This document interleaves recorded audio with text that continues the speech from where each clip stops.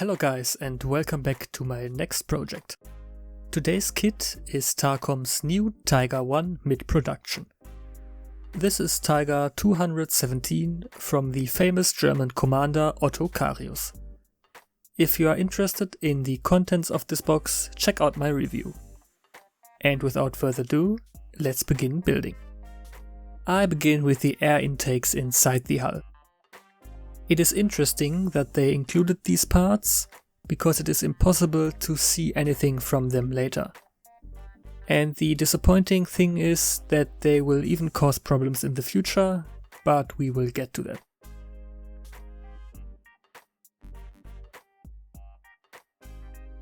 Once they are finished, I can place them inside the hull. The right position is marked with guiding pins.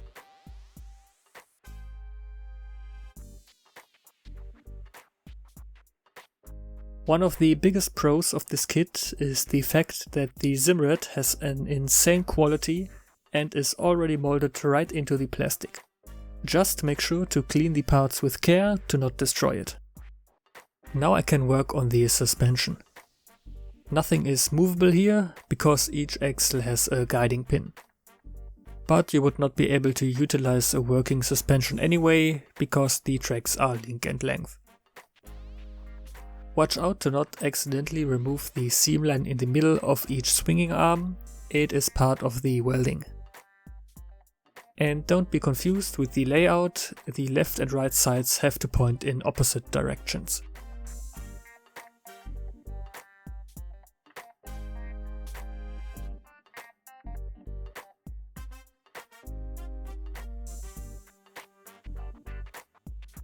Next is the transmission, where the drive sprocket will be attached.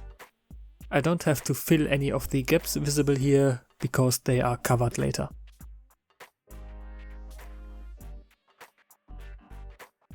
The drive sprocket itself has two variants included. Make sure to pick the correct one, even though I can't spot a difference between the two.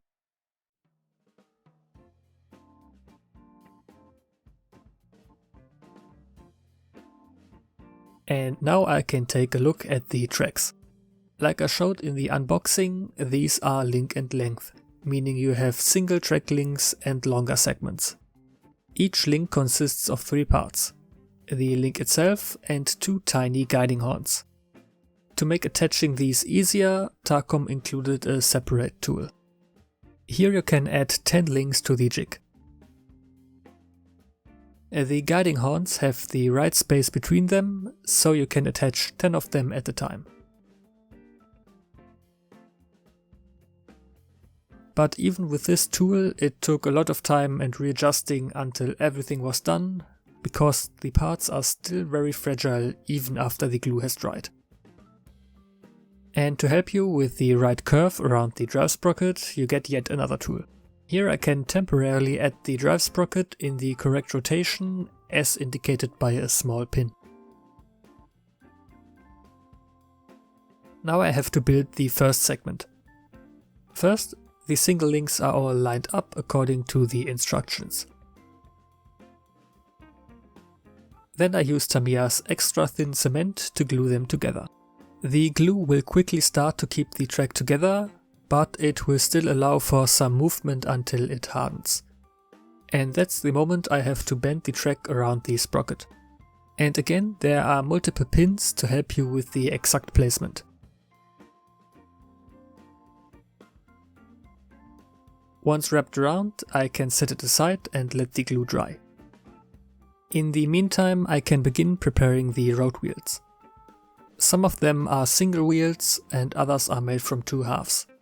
I did not see any larger seam lines, but I have to sand them anyway to remove any leftover sprue. This took quite some time for all the wheels, so I will quickly skip over that part. Now I can put the wheels on each axle. Unfortunately, there are no polycaps included here, which makes working on the running gear a little bit more complicated. I do not want to glue them yet, because I have to paint them separately. I'm adding them right now just to get the track in the right position. I start by attaching the track to the drive sprocket.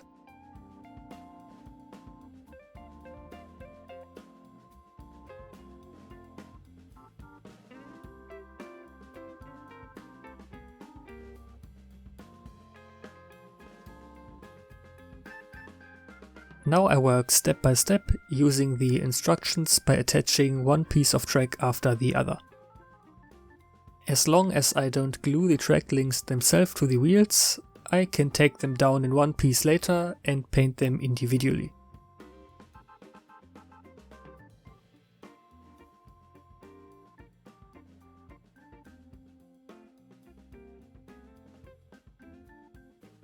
This process requires some practice and caution, as the track remains fragile even as a single piece. And this is one finished track. This is by far the most detailed one I have built yet, but also the most time-consuming one. But as of now, I would say the time was worth the result. Okay, with the running gear done, it's time to go back to the hull. I will start with the backside and the exhaust system there. There are a surprising number of details to add here, from various tools to the two large exhaust systems.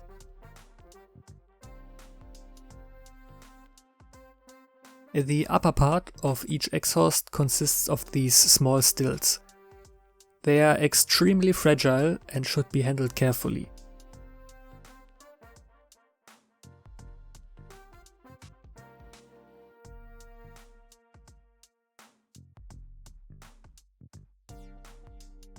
On one side they broke off while I was cutting them out, which is why I had to replace the pieces with metal wire.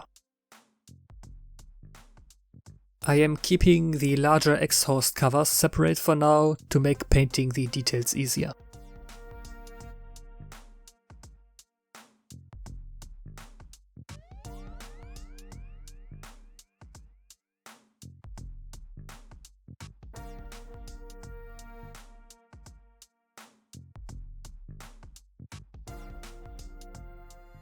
The backplate is done and I can now add it to the hull. Here I need just a tiny bit more force to push it in the correct position, but once it was snapped into place, the fit was perfect. These are the side panels. What is interesting is that the Zimmerit was even applied under the side skirts. This means that they were removed while the Zimmerit was being applied and then reinstalled later. It's quite an effort just to protect yourself from non-existent magnetic mines.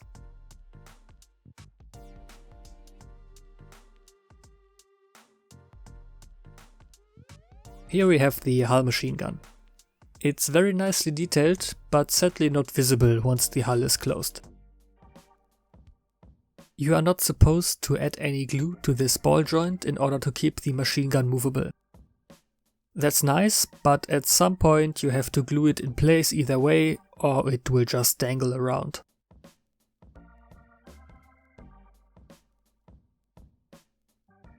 I like that the machine gun is hollowed out, but for whatever reason they did not do the same thing with either the coaxial or the Commander's machine gun.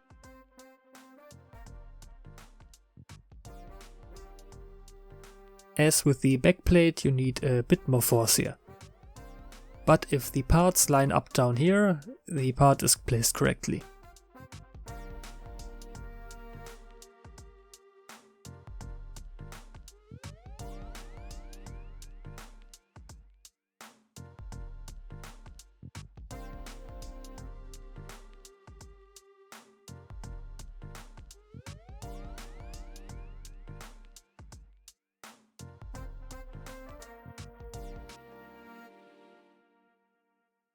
Whenever you attach any plates that are covered in Zimmerit, make sure to keep the gaps as small as possible. It would be really difficult to fill any larger gaps later without destroying the details in the process. And speaking about gaps, here we have the problem parts I talked about in the beginning. If I kept the top of these internal parts attached, the roof would not line up correctly with the rest of the hull. I do not know if this is a construction error on my part or just a design fault by the kit, but either way I had to remove them. Luckily nothing from the inside is visible later. The engine deck consists of a few smaller panels. There are a lot of small details to be added here, so I would recommend a pair of tweezers.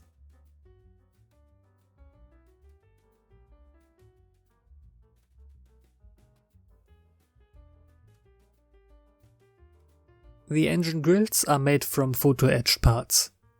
To glue them, I use superglue. A few drops onto the plastic are spread out with a toothpick, and then the grills are added.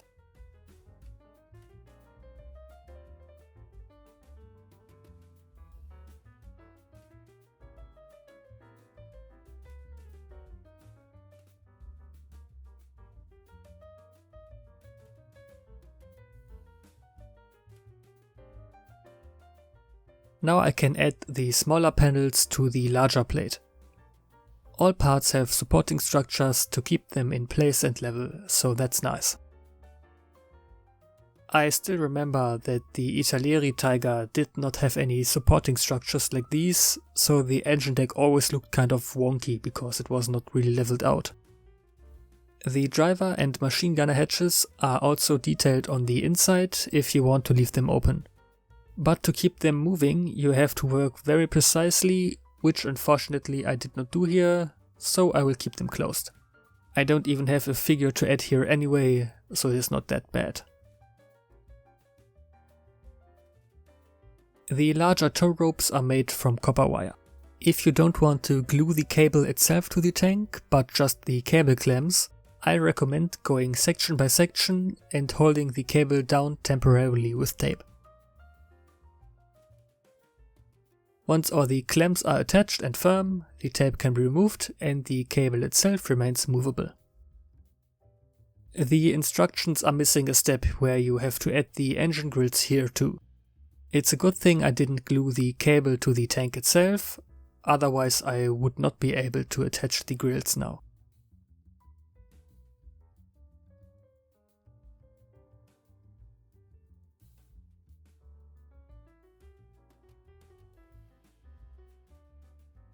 I had a comment under one of my previous videos asking if you should attach the tools or keep them separate for painting. I used to keep them separate, but that can quickly add up to a lot of extra pieces to take care of until you are done. During construction, I started adding tools to the vehicle to keep the number of additional parts down. I only leave the other accessories such as helmets, barrels or boxes separately, because I'm often still thinking about how to use them on the vehicle later. Everything on the hull is done. Now I can glue it down. Here I am using regular Tamiya cement because it gives me more time to adjust the parts and creates a stronger bond. It's important that the deck and the sides are lined up on all sides, so take a closer look.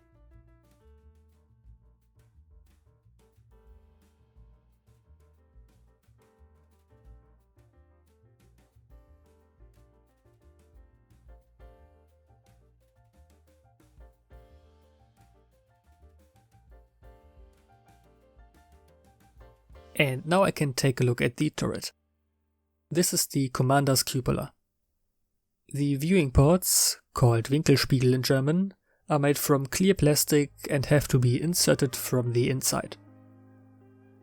And then each viewport gets a small cover for protection.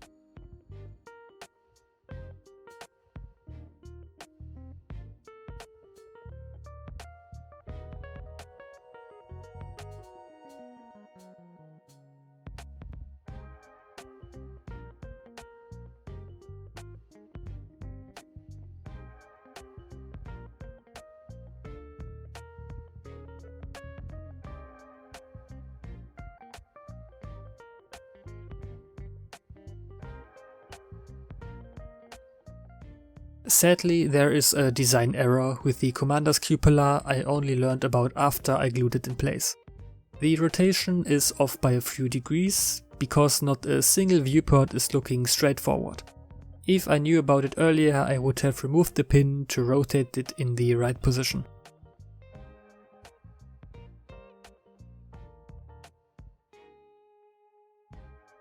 This will be the 88mm cannon. Included is the entire gun, the barrel visible from the outside, as well as all mechanisms and details hidden inside the vehicle. Unfortunately, even with the hatches open, most of it will no longer be visible once the turret is closed. But at least you can see it now while it's being built.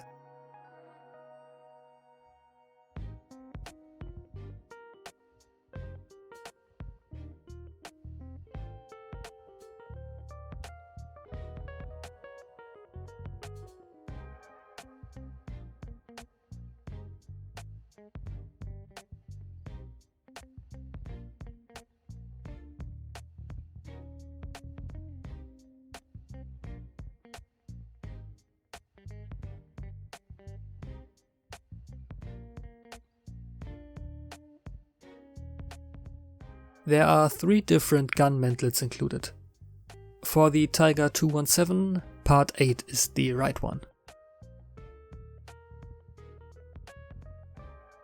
And here we have yet again a small error in the instructions.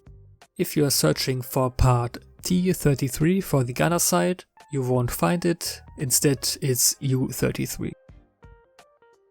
The gun mantle consists of various layered parts. All fit very well and only require a little cleaning.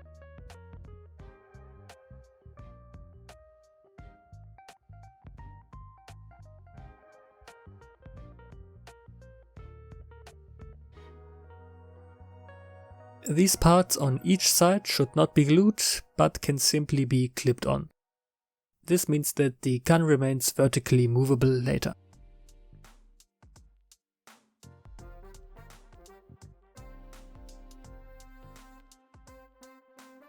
And here is the coaxial machine gun, again very nicely detailed, but no longer visible once the turret is finished.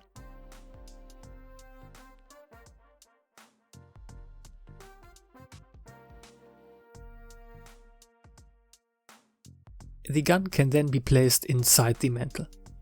I am still amazed at how massive but detailed it looks.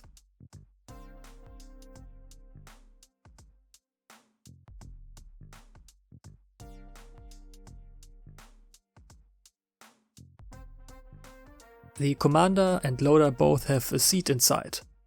These are first glued to a ring, which can then be attached as a whole to the turret itself.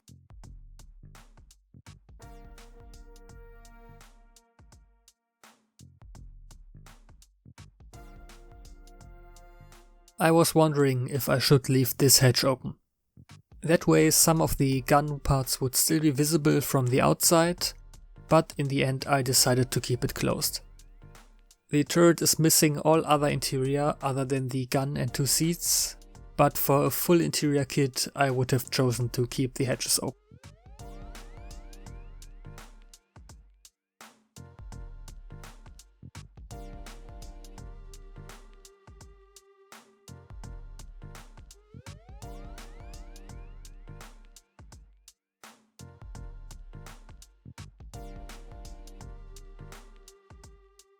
Now I can also connect the gun mantle to the turret. It should be noted that the 2 upper parts are flush at the end, so that the roof fits later without any problems.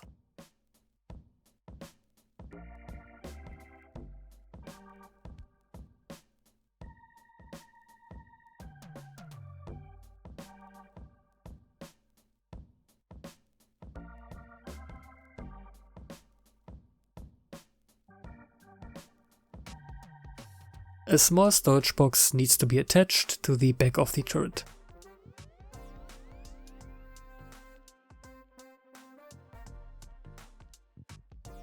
There are 2 almost invisible pins that help you align the box in the middle. And these are the brackets for the spare tracks. I will keep the spare tracks separate and try to add them later once the painting is done.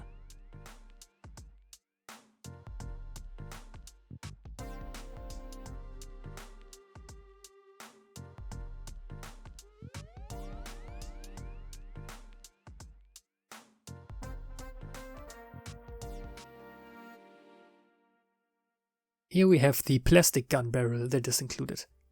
It doesn't look that good and is even slightly bent. The good thing is that there is a much higher quality metal barrel included in the kit that I would recommend you to use. For gluing these larger metal parts, I use Ultra Glue from Ammo. It takes longer to cure than Super Glue, but it allowed me to make sure the barrel was in the correct position.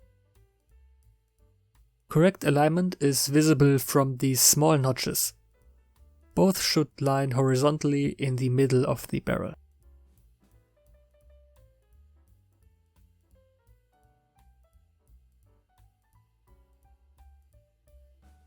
The muzzle brake again consists of a few plastic parts. These need to be sanded again to remove the seam line. Once the primer is applied, I may have to touch it up again.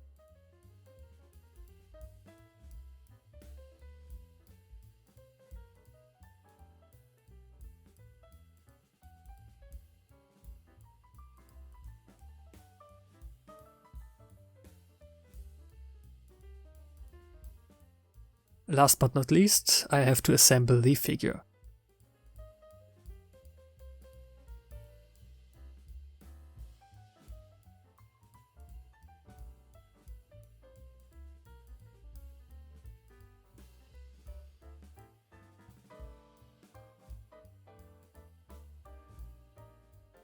It is not that difficult, the only part that's a little bit tricky are the hands. The instructions are not a great help at this point. But he's modeled in a pose where he is touching his own gloves. The artwork on the 1/16 figure is a good reference for this. And because I want to be able to remove the head later, I am only using PVA glue here.